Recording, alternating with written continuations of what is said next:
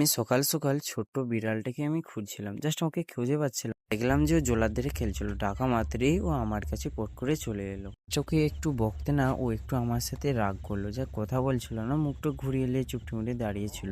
Finally আমি ওকে নিয়ে একটু বড় মামুদের ওপাশে ঘুরতে গিয়েছিলাম। ওকে বলছিলাম যে আমার পিছনে পিছনে আয়। ও গিয়েছিল আমার বাড়িতে একদমই থাকতেই ভালো লাগে না, কারণ কি জানো, একটা মেয়ের মতো সারাদিন ঘরে বসে থাকতে আমার অপছন্দ লাগে। বড় আম্মুদের সাথে একটু আমি গল্প করতে চলেছিলাম, যে দেখলাম যে ও একটু দুষ্টামি করছিল। জাস্ট ওকে আমি বসতে বললাম, ও বসে গিয়েছিল। জাস্ট ওর মাথায় একটু হাত বুলিয়ে দিয়েছিলাম, ভাবছিল যে আমার সাথে খেলা করছে, তাই আমি ওর সাথে একটু খেলা করলাম। জাস্ট খুব ভালো। আমি দেখলাম যে আমার বড় আম্মু ওকে একটু বকা দিতেই ও একটু ফাঁকের দিকে যে চুপটি মেরে বসেছিল।